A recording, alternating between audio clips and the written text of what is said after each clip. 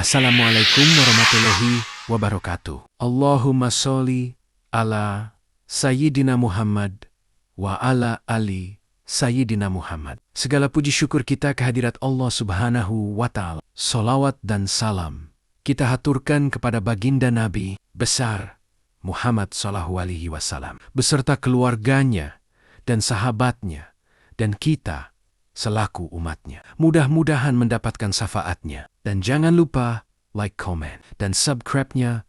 Mohon dukungannya agar kami lebih semangat untuk mengupload selalu dan mengembangkan kisah sejarah-sejarah di channel ini. Terima kasih. Yuk, kita lanjut. Kelahiran Nabi Sallallahu Alaihi Wasallam. Rasulullah Sallallahu Alaihi Wasallam dilahirkan pada hari Senin pagi, 9 Rabiul, tahun gajah, bertepatan dengan tanggal 20 atau 22 April 571. Banyak pendapat ulama tentang kapan waktu Nabi Muhammad dilahirkan. Beliau Sallallahu Alaihi Wasallam dilahirkan dari suku Quraisy, yaitu suku yang paling terhormat dan terpandang di tengah masyarakat Arab pada waktu itu. Dari suku Quraisy tersebut, beliau dari Bani Hashim, anak suku yang juga paling terhormat di tengah suku Quraisy. Rasulullah Sallallahu Alaihi Wasallam lahir dalam keadaan yatim karena bapaknya Abdullah telah meninggal ketika ibunya Aminah mengandungnya di usia 2 bulan. Setelah melahirkannya, sang ibu segera membawa bayi tersebut ke kakeknya Abdul Muthalib. Betapa gembiranya sang kakek mendengar berita kelahiran cucunya. Lalu dibawanya bayi tersebut ke dalam Ka'bah. Dia berdoa kepada Allah dan bersyukur kepadanya. Anak tersebut kemudian diberi nama Muhammad, nama yang belum dikenal masyarakat Arab waktu itu. Lalu, pada hari ke-7 setelah kelahirannya, Rasulullah Sallallahu Alaihi Wasallam dihitan kehidupan di Bani Sa'id. Selain ibunya, Rasulullah Sallallahu Alaihi Wasallam disusukan juga oleh Suwaibah, budak Abu Lahab.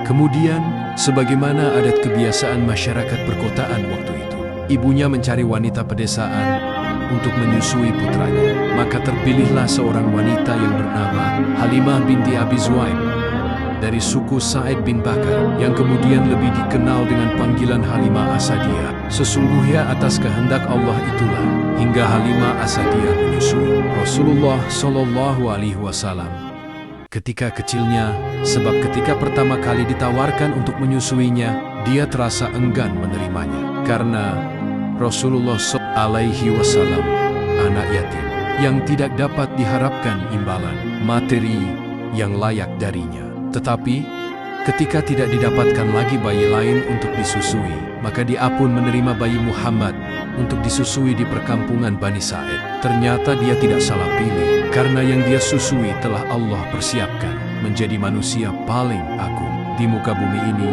yang akan membawa jalan terang bagi umatnya yang beriman. Maka wajar setelah itu kehidupan Halimah Asadiyah penuh dengan keberkahan.